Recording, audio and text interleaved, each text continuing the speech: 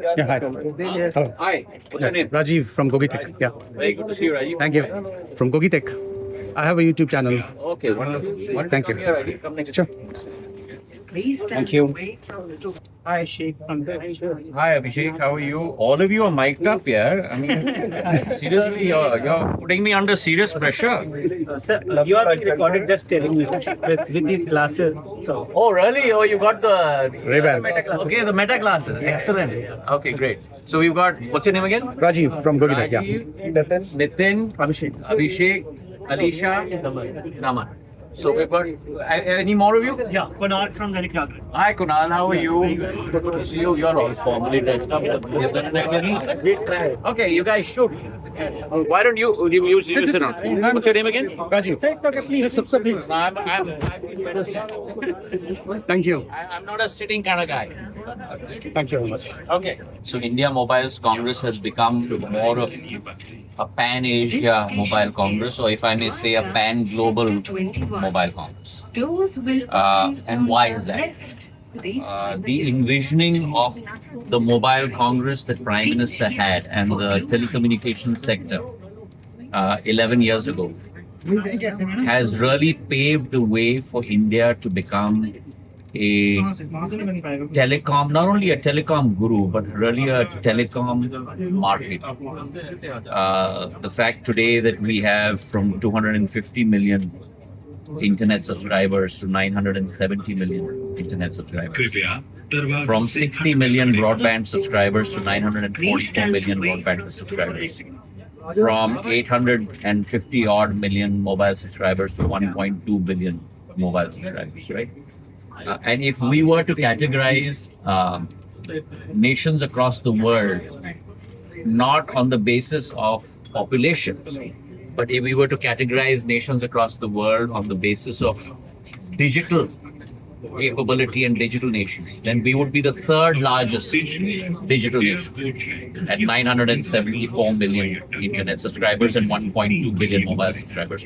20% of the world's mobile users today are in India, right? So India has moved not incrementally under Prime Minister's leadership, but India has moved monumentally under Prime Minister's leadership over the last 11 years.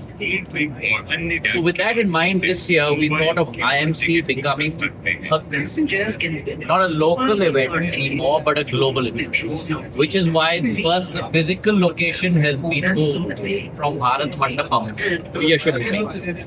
And you yourself have experienced it. Were you with me in the location as well? Yeah. Okay, so you've seen the large scale location compared Bharat Mandapam as it is a very large location, but Yashobhoomi is 5x of it, right?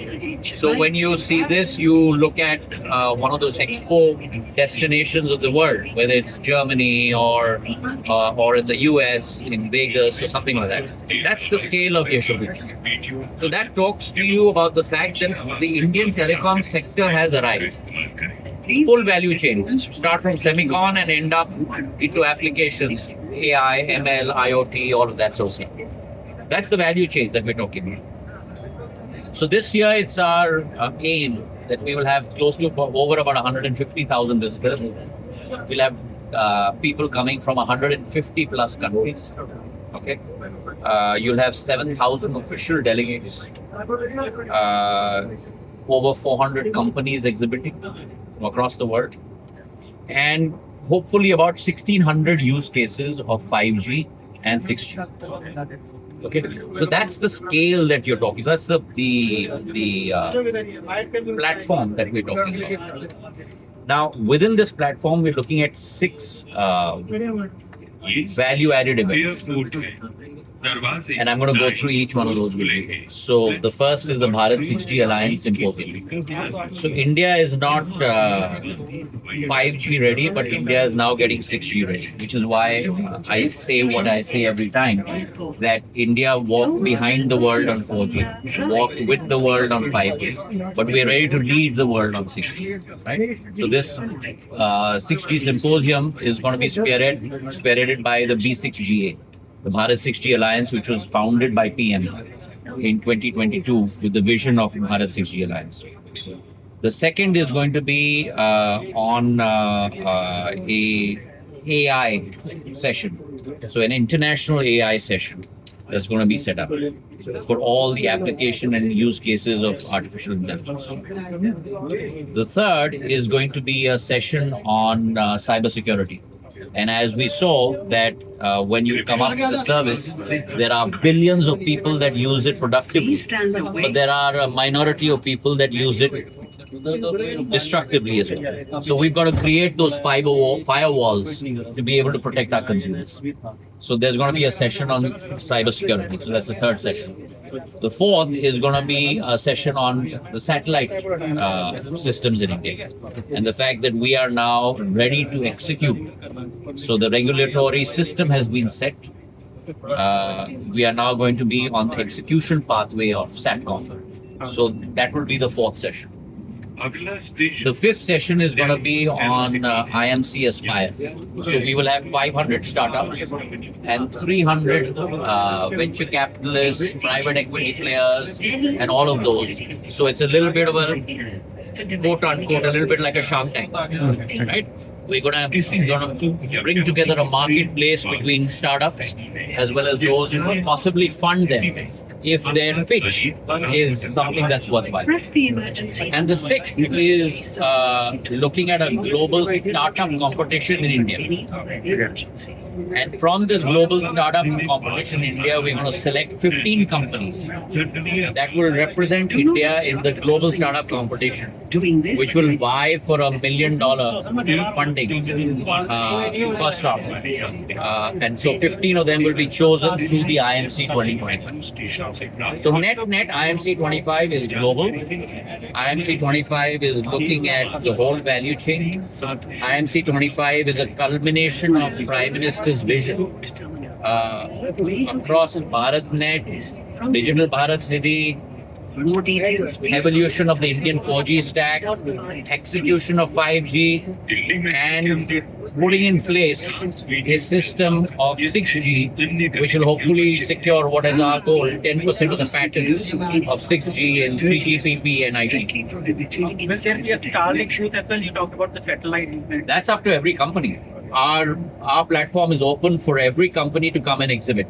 And we, as I told you, we're going to have more than 1,500 companies that will come and exhibit. But I'm company agnostic. I'm a sector favorer, but company agnostic. Thank you so much. Sir, like AI is helping a lot. So, आपसे personal question है, what kind of AI tools you use in your workflow? आप AI का क्या कैसे इस्तेमाल करते हैं? See, AI today has become AI आपके जीवन की का साथी प्रत्यक्ष रूप से या अप्रत्यक्ष रूप से आज बन चुका है। प्रत्यक्ष रूप से जब आप और हम इस डब्बे का इस्तेमाल करते हैं तो ये डब्बा आपकी रुचि, आपकी सोच विचारधारा, आपकी शोध की प्रक्रिया के आधार पर आपको वो चीजें पेश करता है जिसमें आपको रुचि है। प्रत्यक्ष रूप के आधार पर चैट जीपीटी का मैं इस्तेमाल करता हूँ, सर्च सिस्टम्स का मैं इस्तेमाल करता हूँ, तो वो अब आपकी वर्नैक्युलर का एक प्रमुख भाग बन चुका है। जिस तरीके से 32 साल पहले जब मैं हार्वर्ड से ग्रेजुएट होके आया था इन्वेस्टर बैंकर के रूप में, 93 की मैं बात कर रहा हूँ, उस समय ये एक भी डब्बा नहीं था हमारे देश में। और पहला ट्रांजैक्शन जिसपे एडवाइजरी ट्रांजैक्शन जिसपे मैंने काम किया वो जब 6 शहर का पहला ऑक्शन हुआ था, 93 की बात कर रहा हूँ, उस पे मेरा पहला अनुभव रहा था एडवाइजरी ट्रांजैक्शन। उस समय से हम लोग कहाँ तक पहुँच चुके। वैसे ही एआई में भी आज वो सफर शुरू हो चुकी है। अब उसका भागीदार प्रत्यक्ष या अप्रत्यक्ष रूप से हर इंसान को होना ही होगा। तो आप जैसे कि आप वूप यूज कर रहे हैं, तो आपको इसके कुछ बेनिफिट्स मिले हैं यूज कर रहे हैं अपनी लाइफस्टाइल इंप्रूव करने में?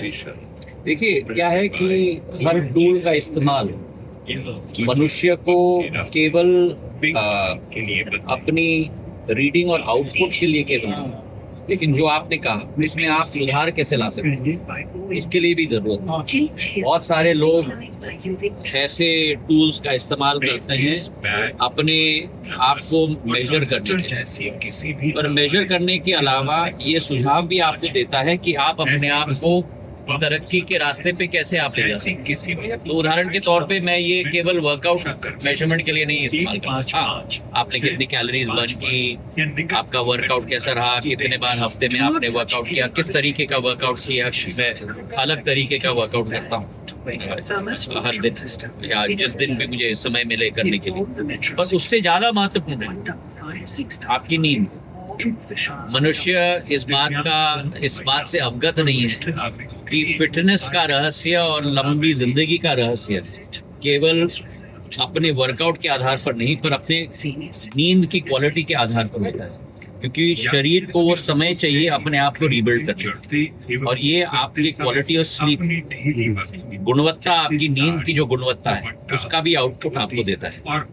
किस दिन आपकी क्वालिटी कम हो गई, किस दिन आपकी रेस्टोरेटिव स्लीप ठीक नहीं रही, तो सब डेटा आपको देता है, और उससे आपको अपनी जिंदगी में सुधार भी लाना पड़ता है। नॉर्मली हम जैसे लोग भी सोचते थे कि लंबी नींद होगी तो आप ज्यादा रिकवर करें, ये अनिवार्य नहीं है। आपकी बहुत लंबी नींद हो सकती है पर आपकी रिकवरी शून्य हो सकती है, और आपकी बड़ी छोटी नींद 4 घंटे की भी हो सकती है और आपकी रिकवरी बहुत अच्छी हो सकती है। और क्या चीज उसे प्रभावित करते हैं उसका ज्ञान भी इससे हमको मिलता है।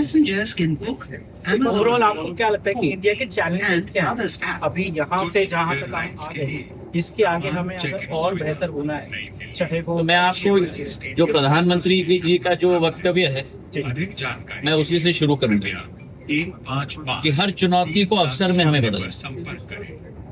और जब कोविड आया था उस समय में सब लोग कहते हैं, पूरे विश्व में कहते थे कि क्या करेंगे, कैसे करेंगे।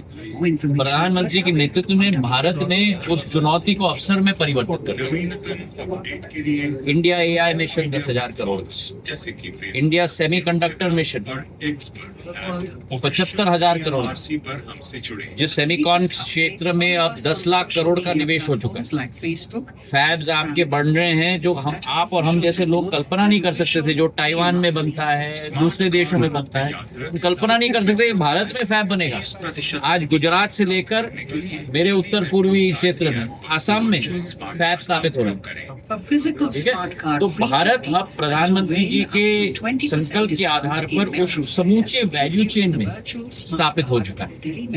All the way backward integration semicon chip से आपके telecom carriageway to application on top of carriageway, AI, ML, IoT, all of that. और हर एक वैल्यू चेन का, चाहे फर्स्ट माइल हो, मिडिल माइल हो या लास्ट माइल हो, उसमें अलग अलग कंपनियां अलग अलग वैल्यू एडिशन कर रही हैं। और जो भारत की क्षमता है मानव संसाधन की, भारत की क्षमता है प्रोडक्शन कैपेबिलिटी की, उसके आधार पर अंतरराष्ट्रीय कंपनीज आज सभी भारत में स्थापित हो चुकी हैं। टेलीकॉम के क्षेत्र में देखो तो आपके सेमीकॉन कंपनीज आ रही हैं, आपके सारे टेलीकॉम इक्विपमेंट मैन्युफैक्चरिंग कंपनीज सब स्थापित हो चुकी हैं। हर कंपनी के 20,000 30,000 एम्प्लॉयज आज भारत में आ चुकी हैं, चाहे वो नोकिया हो, एरिक्सन हो, सिस्को हो, आपके राउटर कंपनीज हो, सैमसंग हो, चिप वाले कंपनीज आपके क्वालकॉम हो, सारे कंपनीज आज भारत में स्थापित हो चुकी हैं। क्योंकि भारत उस क्षमता का, मानव संसाधन की क्षमता का खजाना आज विश्व स्तर पर बन चुका है। Hi, sir, Danish from Money Control. Do you think that IMC could become as big as Mobile World Congress in coming years? Well, that's our aspiration. We are in the process of getting there, and I think today the points that I've talked to you about, both the physical transition from Bharat Mandapam to Yashabhumi, the content transformation of the 6 verticals I talked to you about, in terms of the sessions that we are, the major hallmarks that we are setting up, The third is the participation. Over 150,000 visitors, 7,000 delegates, 150 countries, 1,600 case studies, 1,000 exhibitors. We're on that path. And it's the Prime Minister's resolve is pedal to the metal. And we got to go all the way. Sir, 6G readiness, is there a time frame or a timeline? So I just want to. So a lot of people are talking to me about 6G execution. So let me explain to all our viewers through you that 6G is still in the process of articulation. Right? So the protocols need to be set, the standards need to be set. That protocol setting and standard setting process takes somewhere between 5 to 7 years. India started as opposed to not having a seat at the table. This time India has started early. We didn't have a seat at the table at 4G. We didn't have a seat at the table at 5G. But we are early movers as far as 6G is concerned. So we are going to be part of that standard setting, protocol setting process at 6G with ITU and 3GPP. Already 2 or 3 of our propositions have been accepted. Ubiquitous network for one and others. And we have 7 verticals between Bharat 6G Alliance. I've just taken a review last week, and we're looking at a separate Gantt chart for each in terms of the progress, so that we come together as a whole in order to be able to contribute to those standards. Once those standards and protocols have been set, and I don't have a timeline for that because it's set by ITU and 3GPP, but I assume that it should be set by 27, 28. And then I think 6G will come into execution mode, because then the equipment should be made by 2030. तो AI एक input होगी robotics के लिए, ठीक है, और उसका कुछ भाग हमने ऑलरेडी देख लिया, जैसे हमारे रोबोटिक डॉग ऑलरेडी आ चुके हैं, और उसका और ज्यादा जल्दी अडॉप्शन टेक्नोलॉजी के क्षेत्र में जरूर होगा. मैन्युफैक्चरिंग प्रोसेस में भी AI रोबोटिक्स में जाएगा. गाड़ी के मैन्युफैक्चरिंग, चिप मैन्युफैक्चरिंग, एक जमाना आएगा जब सर्जरी भी रोबोटिक्स के द्वारा होगा. वो सब प्रोसेस में ऑलरेडी आ चुका है. Thank you.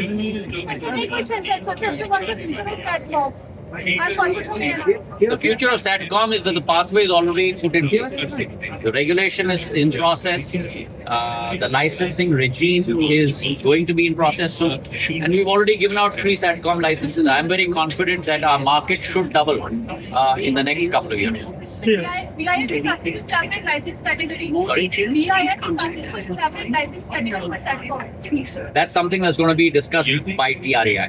That's the regulator. So I don't interfere with the regulator's mandate.